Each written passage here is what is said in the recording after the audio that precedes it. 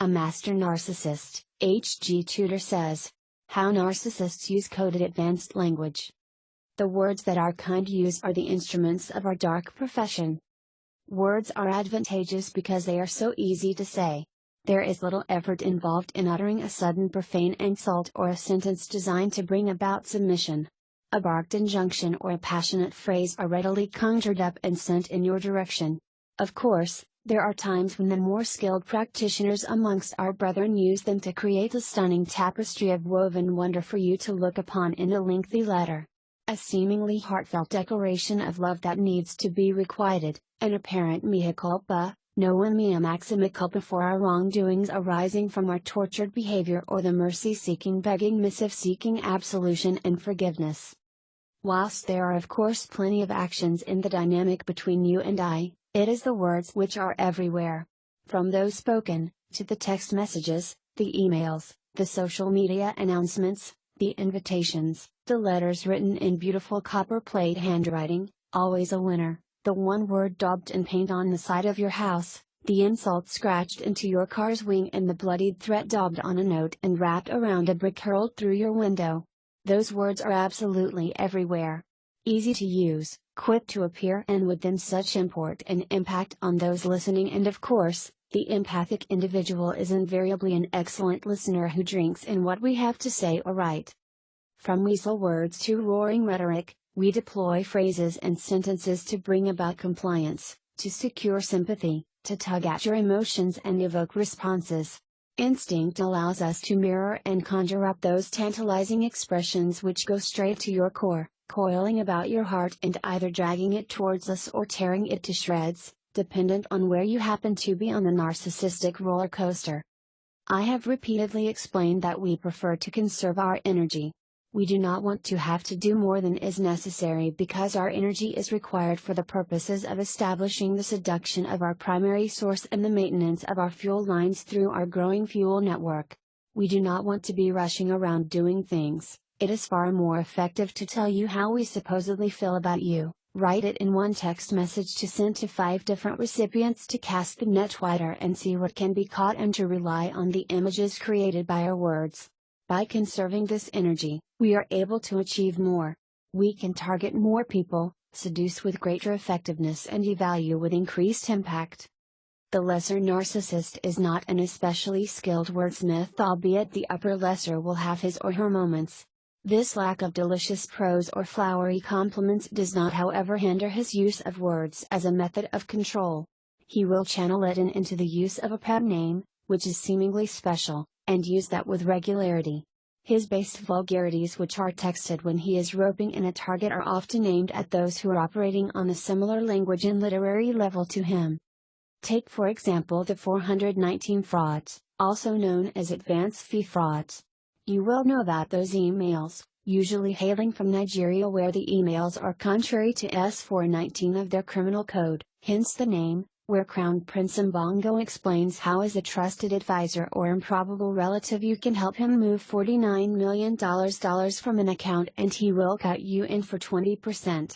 These emails are usually written in pidgin English or a poor version of it, which marks the writer out as someone who has English as a second language. That is actually not the case. The writer is invariably someone with an excellent command of English, but the email is written in a manner which is poor English. This is deliberate. It is done because it is specifically seeking out people who are dim-witted enough to respond and provide cash to the fraudsters. People often wonder how people fall for these scams, but they do, and that is why the fraudsters keep going. Just in the way that we as love frauds specifically target people and use words to do so, the financial frauds, which will include members of our brethren too, ensure the content of these emails is such that the most gullible respond in order to maximize the prospects for success. The ploy is deliberate to remove the false positives and leave only those who are the most susceptible. In the same way, the less proficient use of words by the lesser means that he will attract those who are more likely to fall for his particular manipulations. It is of little use for the lesser to attract someone who seems like a useful prospect only for them to prove to be a false positive and break off the seduction. Just like the financial scammers, The lesser needs to weed out those who are most susceptible to his less articulate overtures and more rudimentary manipulative styles. The lesser has fewer problems when it comes to the controlling aspect of his use of words during devaluing. He can hurl the insults with ease, relying on profanities, vulgarity and harsh words to wound and upset his ensnared victim. He can unleash a volley of nastiness from his twisted mouth.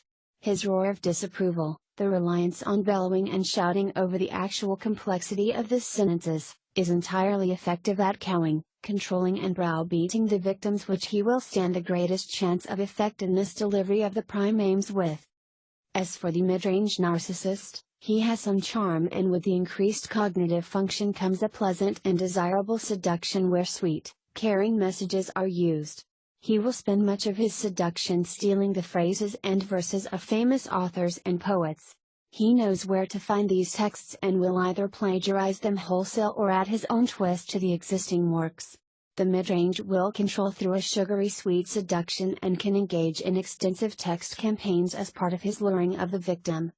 He is also perfectly capable of hurling the insults if really required, but the mid-ranger's use of words to control his victims is evidenced most in two ways: backhanded compliments, C7 backhanded provocations, and pity plays.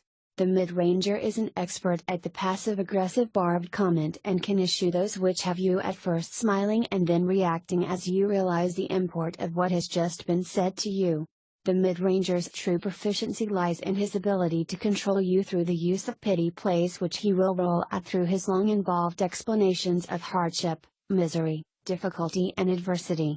Whether he wants money from you, to con you into thinking he will engage in some kind of treatment for his confusing behaviors, to stop you leaving him and removing his main source of fuel, or to take him back after you have escaped or he is disengaged, the mid-ranger knows all the choice speeches to tug at your heartstrings. He will present persuasive phrases to convey how truly sorry he is and that his life really is worth nothing without you. Verbose apologies and explanations will clog up your inboxes as he goes overboard about how devastated he is to have treated someone so wonderful as you this way, how he realizes that he has done so many wrong things and needs to make amends, and of course it is always someone else's fault, something else's fault why he did as he did. Notice that these controlling words of the mid-ranger sound good and appear to show contrition and remorse, but they do not. There is recognition but no ownership. I know I upset you when I go missing, but I just need some time to myself because I am under pressure. I can see why you might get angry when I talk to other women, but I cannot help it if people like me, can I? The mid-ranger will use words extensively to seduce, but it is in the application of words during devaluation where the mid-ranger exhibits particular expertise.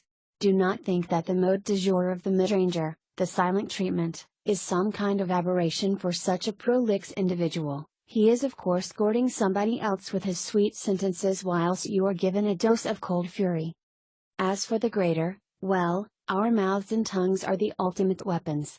From composing eloquent and seductive proclamations of our love through to the motivating and endearing speeches as to why you and I belong together, the greater is at the top of the pyramid when it comes to using words to control. Possessing an uncanny knack of knowing exactly the right thing to say in the right time, the greater can use verbose announcements to awe a target into submission or deploy a short sentence to devastating effect. Just like his lesser and mid-range counterparts, the greater can unleash the heated fury of a tirade should he deem it necessary. He does, however, always prefer to rely on his charm and the associated words with such charm for the purposes of manipulation and control. Whether it is seducing you, seducing someone else to triangulate with you, to manipulate you into feeling that you are the problem, deflecting your suspicions or stopping you leaving through a scintillating preventative hoover, the greater will turn to charm first. Those delicious words, so brilliantly delivered, the evocative sentences and tempting turns of phrase are all deployed in order to ensure that you submit and obey. If charm is in limited supply and is refusing to stretch, then the greater will use his words to threaten and intimidate. Nobody else is able to convey his imaginative plans for how you will suffer if you do not do what he wants. A few sentences describing what fate awaits you and with no raised voice or bellowed indignation has a most unsettling effect on the victim. The greater will not opt for pity plays, They are beneath him. His words are a source of pride to him, and through charm and intimidation he exerts control. Everything we say is designed to control you. Our words are there to make you fall in love with us, like us, be drawn to us, and to be loyal to us. Our sentences seduce. Our words wound. What we say to you must make you do what we want, provide us with fuel, give us your resources, carry out our instructions, obey our commands. Our words, be they spoken or written, are not there for your benefit, they are to serve us and ensure that you are brought and remain under our control. You are excellent listeners, but when you are first ensnared by us, you do not hear what we are actually saying to you. Now you will.